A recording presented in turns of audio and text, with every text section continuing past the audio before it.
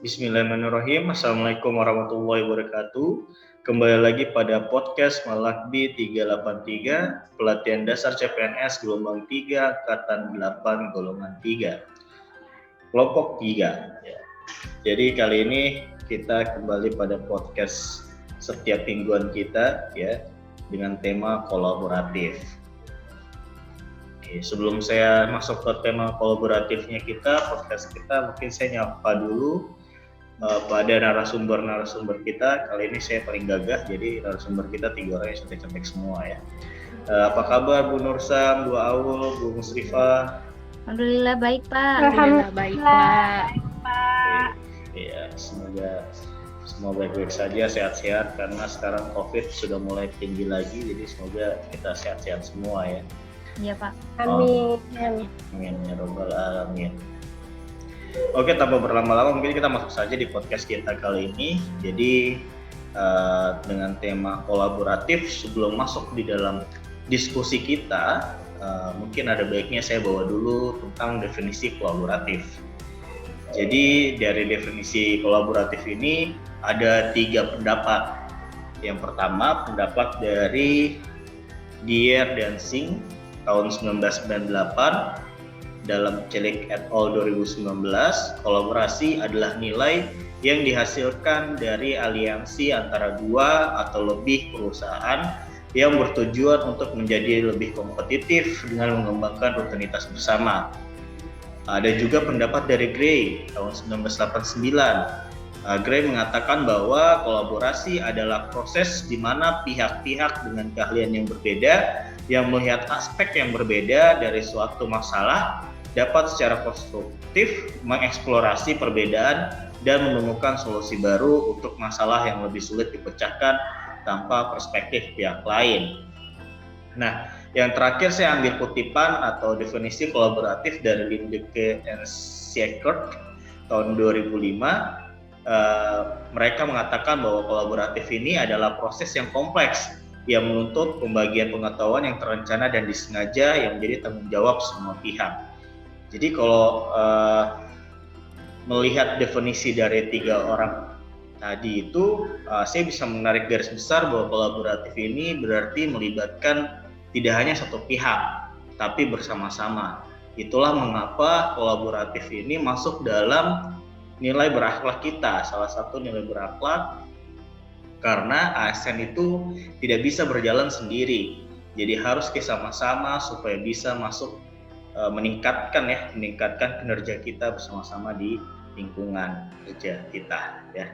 Nah, itu tadi sedikit intermezzo dari saya. Mungkin saya ingin dengar pendapat dari Bu Musrifah tentang panduan perilaku kolaboratif. Gimana sih caranya kita supaya kita bisa menjadi seseorang yang kolaboratif? Silakan Bu Musrifah. Baik, terima kasih Pak Rafid atas waktunya.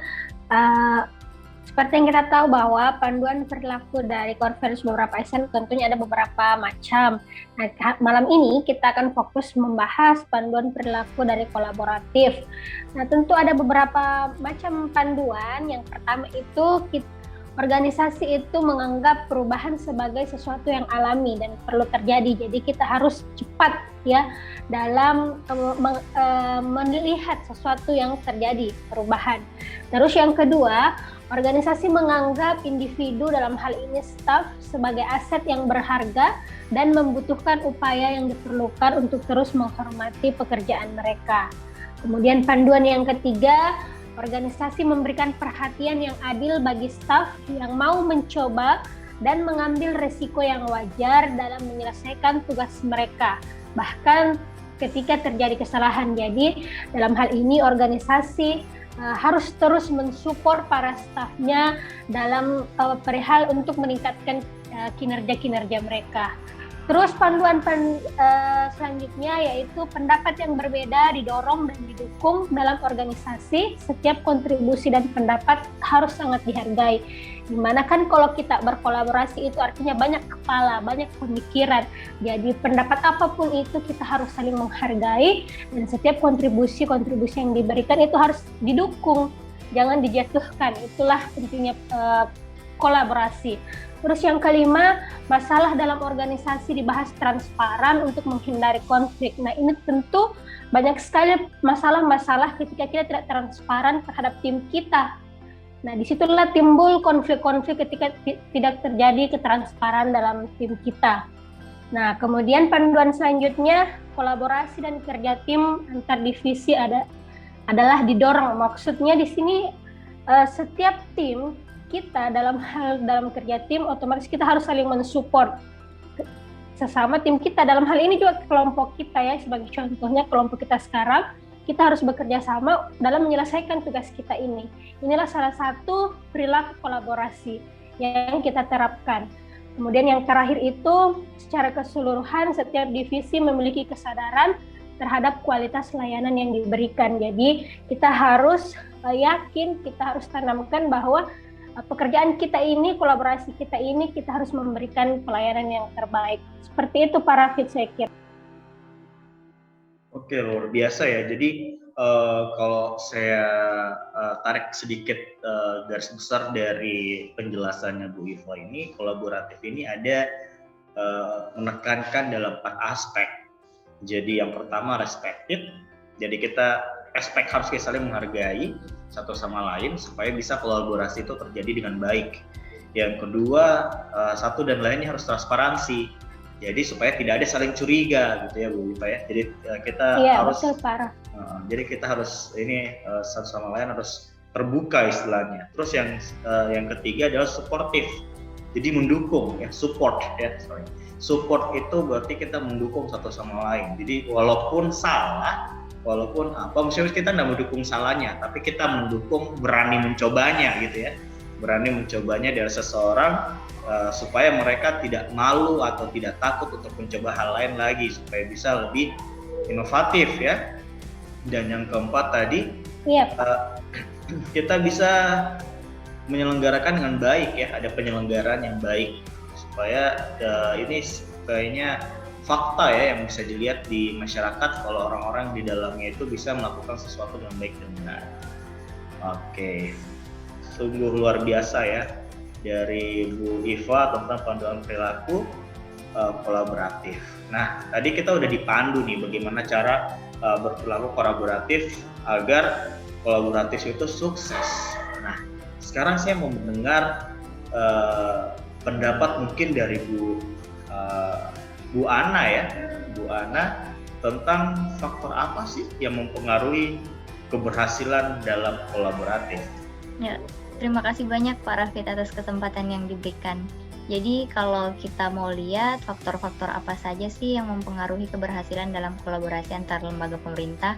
Jadi kalau menurut Pustumato itu ada 5. Yang pertama adalah kepercayaan atau trust, yang kedua adalah pembagian kekuasaan, yang ketiga adalah gaya kepemimpinan, yang keempat adalah strategi manajemen, dan yang terakhir adalah formalisasi pada pencapaian kolaborasi yang efisien, efektif antara entitas publik. Nah, jadi ringkas sekali Pak, ada 5 di situ faktor-faktor yang dapat mempengaruhi berhasilnya suatu kolaborasi. Gitu Pak Rafid. Jadi agak berat, cuman dibawakannya cepat dan sangat menarik ya. Jadi akhirnya dia singkat gitu. Iya, jadi tadi saya ini trust, dia memang harus saling percaya. Jadi ini agak saling terkait ya dengan Bu Iva tadi ya. Jadi saling menghargai itu dan saling percaya. Menghargai itu ininya kepercayaan. Ya. Tadi juga ada cara kepemimpinan. Jadi pemimpin itu, jadi yang di sini tadi kalau kata Bu Iva, stafnya harus diapresiasi. Tapi di sisi lain yang mempengaruhi keberhasilan itu adalah pemimpinnya juga. Iya, jadi pemimpin harus bisa memimpin dengan baik, yang bisa mengayomi, karena jarang ada, maksudnya pemimpin ini kan harus membuat apresiasi atau reward ya sama staff gitu ya. Jadi pemimpin yang begini yang harus diangkat ya, dan pencapaian juga harus baik gitu tadi ya, sama itu. Tadi yang duanya ya itu tadi sudah dijelaskan sama Bu Ana. Ya, habis itu kita lanjut lagi. Kalau tadi ada yang mempengaruhi keberhasilannya, tentu ada yang menghambat. Nah, itu hambatan-hambatan yang harus dijelaskan sama sosok bijak. Ya, coba kita dengar dulu dari Bu Aulia. Silakan, faktor yang menghambat keberhasilan apa Bu Aulia? kasih Pak Rafid atas kesempatannya. Jadi jika ditanyakan mengenai faktor yang menghambat, ada 2 faktor penghambat Pak Rafid. Jadi untuk faktor penghambat pertama yaitu ketidakjelasan batasan masalah karena perbedaan pemahaman dalam kesepakatan kolaborasi. Makanya sebenarnya tadi sudah dibahas oleh Ibu Ana dan juga Ibu Musrifa bahwa sebelum melakukan kolaborasi antar mitra memang perlu adanya saling koordinasi untuk menciptakan yang namanya trust building, sehingga nanti ada penyamaan persepsi mengenai batasan masalah antar mitra yang akan diselesaikan. Kemudian yang kedua, dasar hukum kolaborasi juga tidak jelas. Makanya perlu adanya hukum-hukum yang bisa menciptakan komitmen antar mitra sehingga nantinya trust building itu bisa tercipta. Seperti itu, Pak.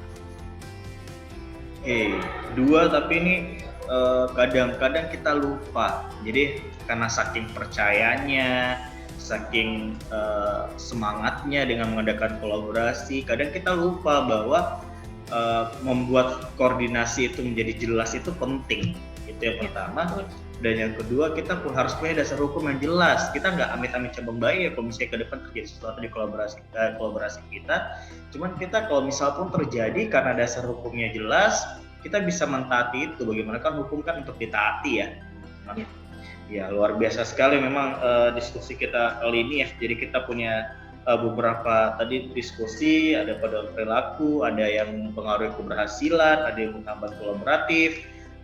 Dan semoga nanti diskusi kita ini bisa menjadikan ini ya salah satu peningkat ilmu buat teman-teman yang mendengarkan, dan semoga kita juga yang membawakan bisa mengaplikasikannya ya sehingga bisa menjadi ASN yang ya terlihat bahwa kita nggak cuma belajar aja tapi kita bisa melakukan aplikasinya.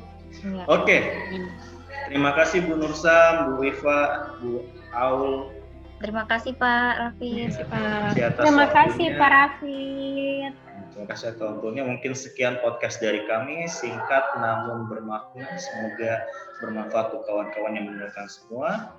Sekian dari kami podcast Malakbi 383, pelatihan dasar CPNS gelombang 3, angkatan 8, golongan 3, kelompok 3. Akhir kata, wassalamualaikum warahmatullahi wabarakatuh. Selamat malam semua. Waalaikumsalam. Waalaikumsalam warahmatullahi wabarakatuh.